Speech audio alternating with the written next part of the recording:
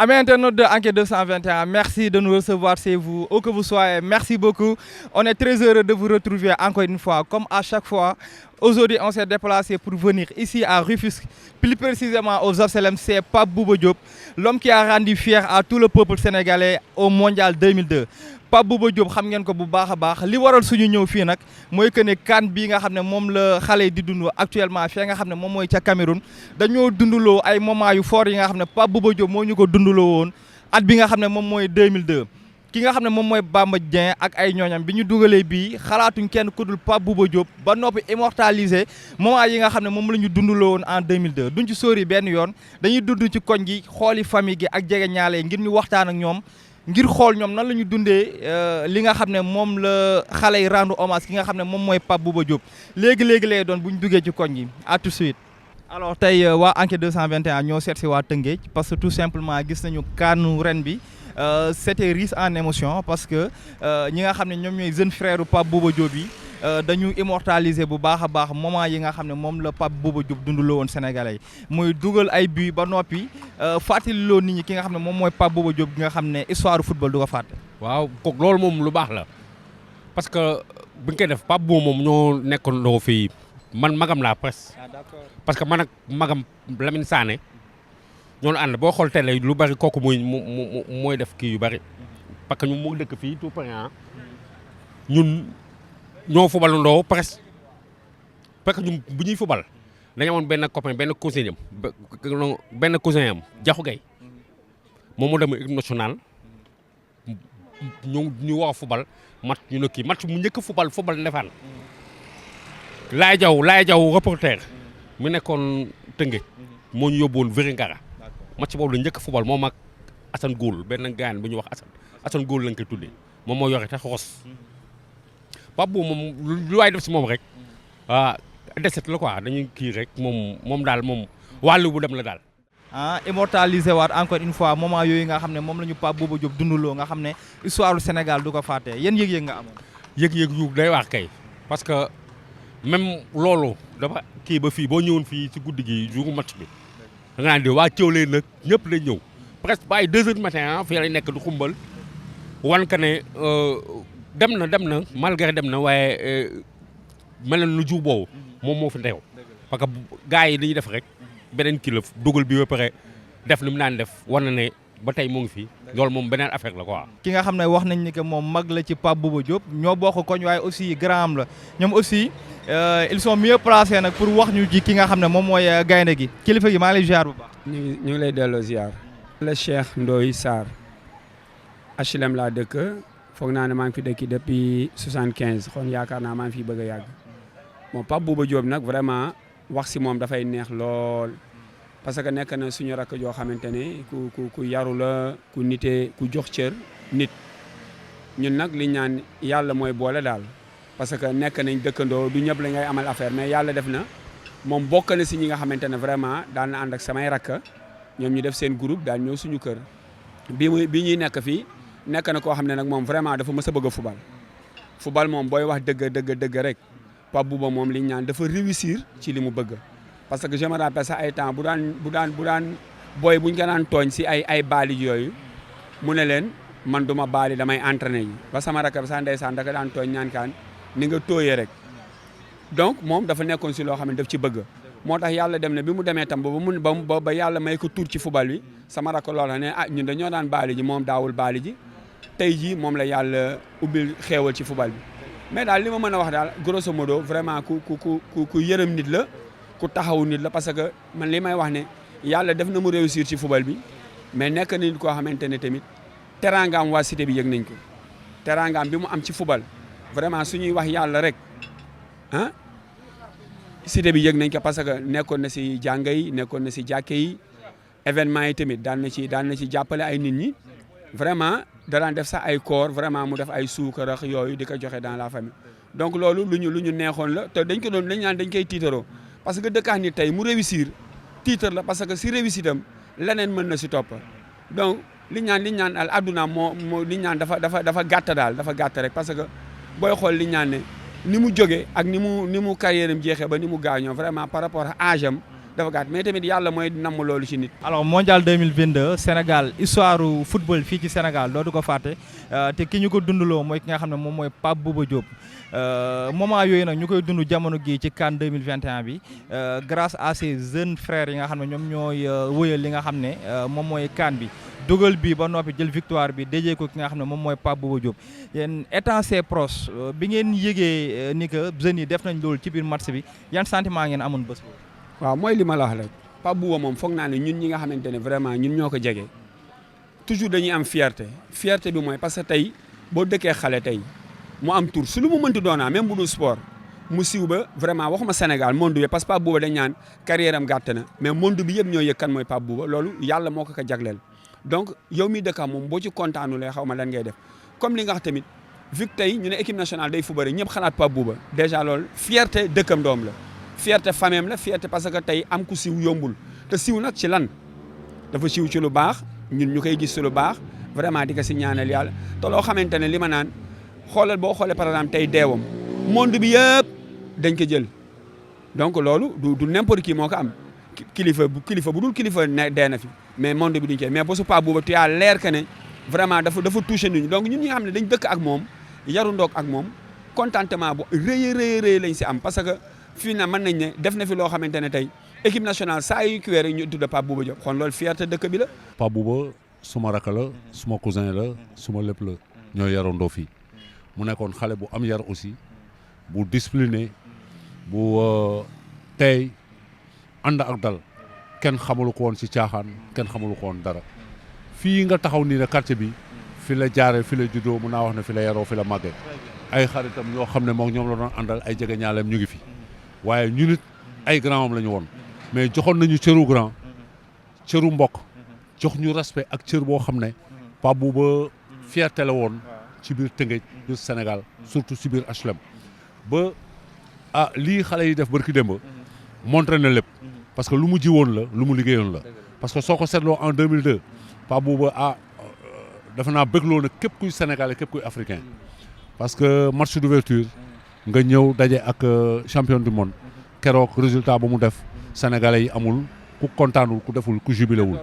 kenn dootu ko fàtte loolu dafa nekk loo xam ne duñ ko fàtte Pape Bouba li mu fi def moom kenn mënu ko fàtte. jege ñaale Pape Bouba Diop ngeen boo ñu mënoon waxaat tuuti rek Pape Bouba Diop nan la doon dundee ci koñ bi ak yan relation la amoon ak ñi nga xam ne ñoom ñooy dëkkandoo yi lan la woon. waaw mais relation bu rafet bu extraordinaire parce que Pape Bouba du ma ne cité bi fii amul kër goo xam ne su doon benn daggatu ñaxam duggul ci kër gi chaque année nag mu koy def te taxawu ci taayiwu ci Pape Bouba da ko doon def chaque weeru koor Pape Bouba li mu doon dugal fii kër gu ne dina fa dugal ceeb dina fa dugal suukar ak lépp la muy seq ak doomu aadama yi ba ci man mii taxaw dama ko doon fekk fii mu taxaw su ma ñëwee ñu ne ko sa grand nga ne di ñëw mu ne yee am naa problème tey damay ñëw mu ne ma dugal toog na le su ma duggee toog su ma egsee mu ne ma waa grand loo bëgg a mën a ko jox ma rek ma dem su ma yoon mais day ubbi pochetam yëkkati xaalis bu bare jox ma dem loolu du question de dara parce que am naa ko mais tey jii wane ne am na fu ma teg ak yëg boo xam ne moom la ma teg jaar na fa ak sumay morom jaar na fa ak ay magam jaar na fa ak ay rakam Pape Bouba kenn du ne Pape Bouba defalul fii dëkk bi équipe bi nga xam ne mooy ASC bi fii Pape Bouba defal na leen fi loo xam ne defe naa ne ASC bi fu mu taxaw ci Tëngéej suñu leen nawee defe naa ne ñi tax ñi gën leen naw Pape Bouba Diop ci la bokk waaw loolu moom mën naa ko seedeel que ne cité bi dañ koy ñaanal yàlla na ko yàlla xaree àjjana fi mu dem yàlla na ko gënal fi mu jóge lii nga xam ne moom la fi bàyyi nag def ko fi mu ne ma ne ko duñ ko wàcc mu te duñ ko dindi Pape Bouba nit ñaa ngi envisager leneen ak leneen loo xam ne war nañ ko mën a tuddee ci biir dëkk bi loolu mooy suñu mbébét mooy suñu xalaat. ba tey ñu ngi fi nga xam ne moom mooy Tëngéej ñëw ci jege ñaale Pape Bouba Diop bi mon grand jóge nañu ba Dakar ñëw fi nga xam ne moom mooy Tëngéej ngir waxtaan ak yéen lan nga ñu mën a wax ci Pape Bouba Diop ginnaaw bi ñu xamee ni que sa jege ñaale la woon te ay xarit ngeen woon aussi. waaw bu ñu tàmbalee di nuyoo ba noppi di leen sant di leen remercier di leen wax ngeen dal jàmm ci déplacement bi. di wax ne Pape Bouba Diop doomu HLM la HLM Ndefane yàlla def mu nekk ku baax ku jullite doonoon exemple ci ASC Ndefane ci HLM bi yàlla def man peut-être ñoo jàngandoo camp ba moo ñu jiitu woon tuuti mooy camp la Bassirou Fall fa lañ jànge mais bokkandoo nañ coupe scolaire mais biñ jógee loolu tamit foog naa papam Mbaye Diop ak sam papa Dame Seck ak ñoom Ibou Ndione ñoo doon ànd depuis bi ñu nekk ay xale donc loo tax war nañ mën a wax ci moom quoi ci cadre dëkkandoo mais aussi ci cadre famille quoi. D'accord alors bu ñu nee nit baax na dañuy laaj ndax mbokk yi wala jege ñaale ñoo ko wax yan rapport ngeen amoon ak Pape Bouba Diop parce que nag nit boo siiwee aussi ñenn ñi mën nañu sax wax ba wax lu ñu xamul yan relation ngeen amoon. waaw relation amicale relation de fraternité parce que Pape Bouba ñun ñëpp dafa am ci lu ñuy identifier wu mooy ASC Ndefane et je pense que bu ñu amaan doole lool moom daf ci doon contribuer ndax maa yu ñu doon sol ak lépp lu ñuy def vraiment da ci doon jàpp aussi tamit ñi dëkk ci HLM yi kenn mënul waat ne jotul alalu Pape Bouba ndax Pape Bouba koor bu daan jot ak tabaski daana jël ceeb jël diwlin dugal ko ci kër yi jël suukar dugal ko ce qui explique sur le plan social y a beaucoup de choses yoo xamante ni doon na ko def ci cité bi aussi ñi nga xamante ni ñoom la doon àndal depuis enfance lépp lu mu mënti am ak lépp lu mu doon mësti nekk ñoom def ci ànd ak ñoom ñi nga xamante ni ñoom fu ñooy famille aussi tamit sur le plan social ñoom ñëpp jàppale na leen ku mu ci mën a jàppale na vraiment li mu mënoon def na ko looloo tax yàlla di ko fay lii tey dund na dund bu gàtt mais aussi dund bu riche la parce que am na solo tey Sénégal kenn fàttewu ko monde bi kenn fàttewu ko tey moom lum ñu defal moo tax ñun cité bi yëpp à travers le conseil de quartier ak waa Sococim yi ñu defal ko monument boo xamante ni c'est historique ce qui explique il restera toujours dans nos cœurs quoi. Très bien. Mondial 2002 ci histoire football Sénégal àdduna dootuñ ko fàtte Pape Bouba Diop dunduloo sénégalais loo xamante ne aussi duñ ko fàtte ñu gis ni que ñi nga xam ne ñoo nekk actuellement di jouer muy Bamba Dieng comme Famara Diédhiou aussi immortalisé nañu moment yi nga xam ne Pape Bouba Diop moom la ñu dundaloo woon bégloo sénégalais yëpp yow étant sa proche bi nga gisee li nga xam ne moom la booy defaat yan sentiment nga ci amoon. sentiment de fierté la.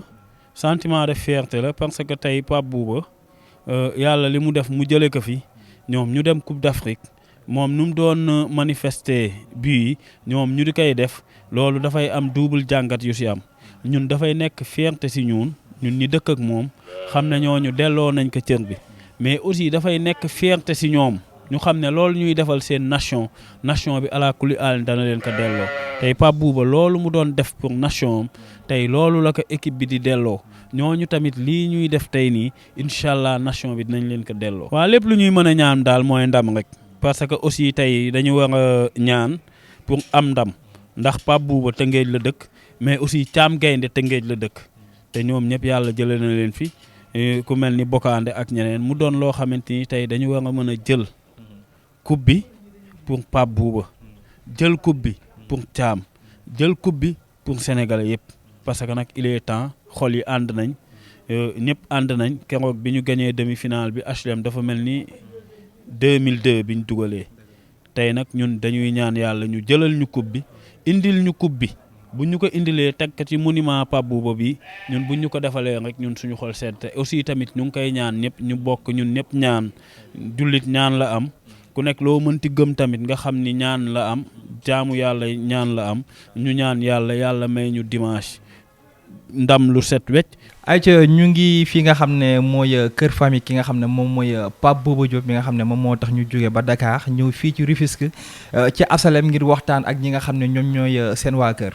Pape Bouba Diop il mérite que ñu dem fépp fu mu mun a ne pour rendre ko benn hommage parce que tout simplement defal na ko Sénégal à travers ci li nga xam ne moom la nekk muy football bi nga xam ne def na ko sigil waa Sénégal bu baax a baax ñu toog ak soxna ki nga xam ne moom magam la. di belle-sœur am ñu bàyyi ak micro bi rek waxtaan ak moom rek mu wax ñu nan la doon dundee ak Pape Bouba Diop fii ak aussi nan la dundee ndam li nga xam ne sénégalais am nañ ko ba noppi jël ko tuppee ko ki nga xam ne moom mooy Pape Bouba Diop soxna Ramata. waa asalaamaaleykum wa rahmatullahi taala wa barakaatu maa ngi leen di nuyu. enquête 221 ñu ngi leen di nuyu di leen ziar di rafetlu tànk yi ngeen jógee Dakar ba ñëw fii ci kër gi macha allah. aja maa ngi koy wax léegi gën a jege gën a yey ñun tey mënuñu wax ci Pape Bouba loo xamante ne aussi yéen waxoo leen ko parce que tout simplement yéen a dëkk ak moom tey belle-sœur am nga yéen relation ngeen amoon ak Pape Bouba Diop bi muy dund. waaw relation yi rafet ñëw ngeen sax fekku leen fii sama borom kër dafa fekk mu dem xadaratu juma mais amul problème dinañ ko gérer relation yu rafet la ñu amoon mooy relation jàmm ak teraanga ndax Bouba nit ku baax la woon nit ku yaru nit ku respecté doomu aadama te doomu aadama moom boo ko yëgee jox ko ci respecté ko rek mu delloo la ko te loolu la ñu joxoon ñu delloo ko vraiment macha allah di ko ñaanal daal fee mu nekk yal na ko gënal fii mu jógee ci barke yonent bi sallallahu alayhi wa sallam. alors maa ngi koy wax sànq nii à l'entame de mes propos que Sénégal ñu ngi actuellement en finale mais gis nañ ni que CAN bi riisoon na bu baax a baax ak li nga xam ne moom mooy émotion parce que tout simplement gis nañ ki nga xam ne moom mooy Famara Diédhiou ak Bamba Dieng bi ñu dugalee bii automatiquement dañu xalaat ki nga xam ne moom mooy Pape Bouba Diop mi nga xam ne dafa def loo xam te ne Sénégal ci wàllum football kenn du ko fàtte yéen ñi nga xam ne yéen a dëkkoon ak moom bi ngeen gisee hommage boobu nga xam ne moom lañ rendre ki nga xam ne moom mooy Pape Bouba Diop yéen ñi nga xam ne yéen a ko jege lan ngeen yëg jour boobu. waaw dañu yëg kontaante dañu kontaan macha allah parce que mu dugal bi rendre hommage Pape Bouba vraiment lu rafet la waaye ñun dañ ko rafetlu boo xam ne am na commencement mais amul fu mu yem parce que bi li may wax toujours bi Bouba di jouer en 2002 mën naa am tout tànk la woon tey xam naa ni lii daal lu rëy la lu ñu dul fàtteeti waaye moom mi sargal Pape Bouba tamit dañ koy ñaanal yàlla yal na ko yàlla may ay teraanga yu weesu njortam yal na yeggalee sagoom ci barki yonent bi sallallahu alayhi wa sallam yàlla bu ko dara gàllankoor yal na gën yal na raw yal na mucc Bamba Dieng ci barki yonent bi sallallahu alayhi wa sallam. alors gis nañu aussi récemment benn télévision bu mag bi nga xam ne moo nekk Sénégal ñu defoon benn entretien ak ki nga xam ne moom mooy jabaru Pape Bouba Diop alors moom du sénégalais mais seen rapport yi ngeen am jamono gi ak moom mi nga xam ne moom mooy soxnaam te néewul Sénégal lan la. waaw Marie Aude moom relation yu macha allah la ñu am muy nit ku baax Marie Aude sax dañu naan xanaa nit ku weex la rek mais sénégalaise la parce que jëfu sénégalaise rek lay jëfee macha allah liñ koy ñaanal rek mooy doomam jooju mu am ak Bouba muy Arona ak Ava yal na leen yàlla teg loxo yal na ñu mottalee seen sago yàlla bu leen dara gàllankoor yal na ñu gudd fan sut seen waajur wi ay fan vraiment Marie Aude amul lu ko nit war a wax lu dul gërëm ko sant ko ndax bi Bouba génnee àdduna ba tey bàyyi nañu ak doomam bu góor vraiment loolu amuñu fayam kon yàlla mi am fay yal na ko yàlla fayal boppam ñu ngi koy remercier bu baax dal amul ñu lu ñu koy wax lu dul mu ngi am ak ñun relation yu macha allah wallahi. alors pour terminer rek Sénégal actuellement ñu ngi en finale te gis nañ que ne keroog demi-finale bi HLM neexoon na trop parce que Sénégal bi ñu gagné Sénégalais yi xalaatuñ fenn lu dul ñëw fii nga xam ne moom mooy HLM ñëw feetee fii nga xam ne moom mooy victoire bi bés boobu ban yëg-yëg ngeen am yan sentiment ngeen amoon jour boobu. dañoo kontaan waaye waa Tëngéej seen doom lañ ko defal mbaax bi leen Bouba defaloon benn rek fay nañ ko macha allah moo tax lu baax du fay. lu baax daal ku yëbu rek nekk ci macha allah Bouba lépp lu mu lebaloon waa Tëngéej man gëm naa ni waa Tëngéej fay nañ ko parce que keroog boobu ñun sax man dama xamatul sax lu may def parce que dafa mel ni Bouba mooy football jour boobu dafa mel ni Bouba mu nekkaan ci terrain bi di football kon waa Tëngéej amuñu seen fay yàlla mi am fay yal na leen yàlla fayal boppam ci barki yonent bi sallallahu alayhi wa sallam li ma leen di wax Sadio Mané il est le meilleur mais Bamba Dieng a rendu hommage à Pape Bouba Diop. loolu am na solo bu baax a baax alors lan ngay ñaanal gaynde parce que ñuy final ñoom ñëpp dañ leen di ñaanal ñu indil ñu ndam ñi xiif nañu coupe macha allah bëgg nañ ko waaye comme yàlla mooy maye nag moom lañ koy ñaan ñu ngi ñaan yal nañu yàlla may ndam bi ci barki yonent bi sallallahu alayhi wa sallam loolu rek la ñuy ñaan. Bouba moom souvenir u rafet rek la ñu am ci moom macha allah souvenir u mbaax li ma lay wax souvenir u respecté nit ak jox nit cër du ku bari wax nag parce que buy wax sax du siggi xool nit. vraiment nit ku baax la woon nit ku respecté doomu aadama nit ku jox nit cër te àdduna bi fi mu toll koo jox cër mu jox la cër koo respecté mu respecté la koo defal mbaax mu wax ko te vraiment defal nañu mbaax daal dañ koy ñaan fee mu nekk yal na wétali koog yonent bi sallallahu alayhi wa sallam loolu rek lañ koy ñaanal. Tolo Seck la nièce de Pape Bouba du ñàkk moom également ñu waxtaan ak moom parce que boo gisee rek moom da ngay xam ni que moom lu bokk ak Pape Bouba la soxna si ñu ngi leen nuyu bu baax. maa ngi leen di fay bu baax yéen tamit di leen sant bu baax a baax kontaan naa si ni ngeen ñëwee fii ni ngeen koy defee kontaan naa trop daal kontaan naa. très bien ñu ñëw fii Tëngéej ngir waxtaan ak yéen ñi nga xam ne yéenay jege ñaale Pape Bouba du ñàkk aussi yéen ñi nga xam ne yéen a ko jege yéen a gën a jege yéen a gën a yey aussi ci wax ñu ci lan ngeen xamoon ci Pape Bouba Diop yéen relation la amoon ak yéen ñi nga xam ne yéenay famille. ñun de Pape Bouba relation bi mu am ak ñun moom mënuñu ko wax lu dul baax rek yëg ñu baax na Bouba yaru na bëgg nañu surtout ñun ay jarbaatam sama yaay mooy magam ñu bokk ndey ak baay mais dafa bëgg sama yaay. mu tëdd feebar yëpp sama yaay la doon xalaat sa yaay mu ngi tane ay garabam mu ngi xool mu ngi lijjante mu ngi def yëpp Bouba daal amul sens interdit ci kenn muy mag muy rakk muy ñëpp ñun ñëpp la bëgg defal ñëpp lu baax tey njaay mi may jaay nii di wër di jaay bu jógaan vacances bu ñëwee su ma ñëwee tonton mu ne ma naa ma ne ko tonton man de dama bëgg a voyage ji mu yëkkati ñaata ma ne ko loo ma jox mu ne ma am ma dem ñëw ba ni ma dëkkee moom nekkoon Mbuur ba ni ma ñibbisi waatee fii mais macha allah li ñu koy ñaanal daal yal na ko yàlla yërëm xaare ko àjjana yu kawe ku baax ku yërëm ay mbokkam bëgg surtout ay jarbaatam ba ñi may wax ak yow yàlla man dafa def leen na si man di ma mujj a wax ak moom mooy si sama problème mu doom laa ko doon expliqué muy sëtam day football ci moom comme moom ni muy def day football mu ngi naw nekk gu fa si mu ngi si tànk yi mu ngi ci tànk yi mais ñu koy ñaanal yal na ko yàlla defal jàmm ak salaam ba mu raw maamam ji raw ko tamit si fan moo di ko expliqué ci moom ay nit a ko doon oo nakaan sa sët bi mu ne ma oo ma ne ma doo la Momadou kan xale mooy joué Ndefane ma ne ko Momadou la mu ne ma dañ may wax si moom mu ne ma laaj ay affaire këyitam ma ne ko man xaw ma ci dara xaw ma si football dara mu daal di expliqué sama beneen sa cousin sama beneen frère boo xam ne papa la mi nu tudd moo ne ci moom wax moom ñuy lijjanti këyitam lijjantil ko lépp ba mu am passeport ak yëpp te ma pas 3 mois mu gaañu nii ay nag li sama yaay doon wax naan duma ko jooy dama koy ñaanal Bouba dañ koy ñaanal rek dañ koy ñaanal gudd di ko ñaanal fa mu tëdd yàlla na suuf oyof si kawam yàlla xare ko àjjana yu kawe àjjana doon naflaayam loolu rek lañ koy ñaanal loolu kase lañ koy ñaanal waaw jabaram tamit ku baax la muy tata Mariot ku baax ku ñu bëgg ba nii ma daf ñuy nemmeeku duñu seet duñu oo loolu rek dafa neex lu jëkkëram daan def yëpp mu ñu koy defal man mi di wax ak yow man moo bu sama baat moom ca kaw man daf ma koy dégg muy wax ak man di ma laaj loo bëgg ma duma ko defal waaw te loolu tamit mënoon naka ci bañ a fekk. Amine barki démb gis nañ ne que fii HLM vraiment dundaat nañu lu neex ndax bi Sénégal gagné xel yëpp demul lu dul ci ki nga xam ne moom mooy Pape Bouba Diop mi nga xam ne moom fierté sénégalais la te fexe na ba sénégalais yi du ñu fàtte 2002 bi mu àndee gaynde yi def loo xamante ne àdduna dootu ko fàtte barki démb nan ngeen dundeek sénégalais yi bi ñu ñëwee fii nii feete loolu nga xam ne moom la Pape Bouba Diop defoon ñu ñëw rendre ko am. billaay wallaay kontaan rek lañ def man mi di wax maa ngi dëkk ba tàkkoo dama kontaan dama dawee tàkkoo ba fii bi ma ñëwee jàkkaarloo monument bi dama jooy mu mel ni Bouba sax deewul pour man Bouba deewul ndax monument bi saa yi ma jàkkaarloo moom rek damay sama xol day fees daal ndax di jaay ju baax la di jaay ju bëgg ay jarbaatam bëgg ñëpp macha allah ñun ñëpp macha allah kontaan laa def bi may ñëw fi bopp neen sax laa def dama tiit ba journaliste bi ñëwee dama taxawal dama ne leen bu leen ma jël ndax li musóoruwuma takkuma samay verre moo wax ni kontaan la ñu def fii fees del la defoon ñu fàttali 2002 li Bouba def ñuy ñaanal tamit Bamba Dieng ñu ngi koy ñaanal bu baax di kontaan ci moom li mu def fierté la ci ñun duñ ne sax ay mbokkam mais ñun sénégalais ñëpp fierté la ci ñun te dama dégg mu ne Bouba idolam la woon def doon kii ci moom xool ci moom ñu koy ñaanal yàlla na sut fan ay Bouba yàlla na ko yàlla defal jàmm coupe bii yàlla nañ ko jël indi ko fii HLM gii man dama doon wax de naan nit bu deewee dañu koy miraas waaye coupe bi bu ñëwee fii miraas nañu Bouba Diop man loolu laa wax man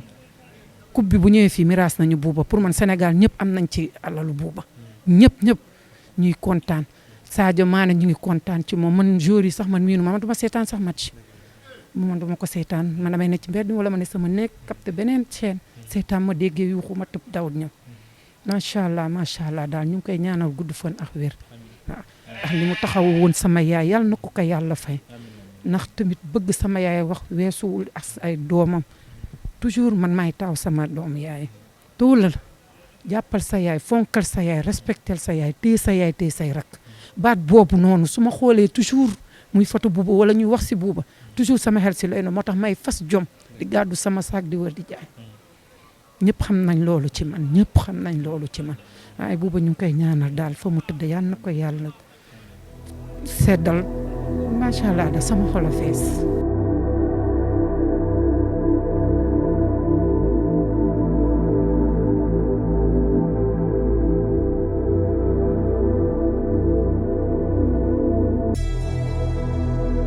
alors ñuy taxaw ki nga xam ne moom mooy Alou di xarit bu jege lool ci ki nga xam ne moom mooy Pape Bouba Diop mi waroon ñu déplacé wu ñu ba fii ci HLM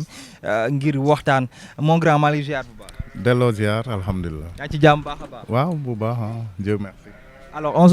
aujourd'hui dañu déplacé wu jóge fi nga xam ne moom mooy ba fi nga xam ne moom mooy Dakar ñëw fii nga xam ne moom mooy HLM ngir waxtaan ak ñi nga xam ne ñoom ñooy jege ñaale Pape Bouba Diop mi nga xam ne mu ñuy fàttaliloo li nga xam ne moom mooy 2002 nga xam ne def na fi loo xamante ne àdduna kenn du ko fàtte yow mi nga xam ne jege ñaalem nga yan kàddu nga ñu mën a dénk ci li nga xam ne moom nga dund ak Pape Bouba Diop. waaw bon dundoon nañ lu nice ah vraiment. et puis ñun ñëpp fii lañ daan fréquenté donc mu doonoon benn waaju ju baax ku patriote ku bëgg a dëkkam waaye. alors maa ngi koy wax sànq nii que ni ñi nga xam ne ñoom ñoo nekk actuellement ci CAN bi muy Bamba Dieng comme muy Famara Diédhiou dañu ko rendre hommage boo xamante ne Sénégal dañu yëgaat bu baax a baax Pape Bouba Diop bi ngay seetaan keroog match bi gis booyu dugal bi ba noppi jël victoire bi déjee ko ki nga xam ne moom mooy Pape Bouba Diop et cela a marqué tous les Sénégalais yow nan nga ko dundee yow mi nga xam ne yow proche am nga woon. waaw bi ma ko gisee bon am naa lu ma neex lool et puis fàttali na ma Bouba Diop vraiment bon dama fàttali na ma ko parce que moom daf ma daan wax ay yu bari quoi ñoom bi ñuy demee mondial ak lépp ñun fii lañ daan toog moom mu woote ñu wax ko keroog bi ma ko gisee bon naa sonna oui vraiment. alors jege ñaalem nga lan nga ñu mën a wax aussi ci mbébét yi nga xam ne du ñàkk mu partagé ko ak yow ci loo xamante ne Pape Bouba Diop amoon na yéene bi biir Sénégal ginnaaw bi mu nekkee international te ñëpp xamoon nañ ko yan mbébét la amoon biir Sénégal gii nii. bon moom bëggoon na fi école football ah bëggoon na ko fi mais yàlla dogalu ko mais vraiment il aimait tellement bëggoon na football quoi. te Sénégalais dëgg la woon quoi moom patriote la woon vraiment daanañ waxtaan nag ci ay affaires yu bari. merci beaucoup amis internautes de Enquête 221 lii lañ leen jëlaloon fii nga xam ne moom mooy Tëngéej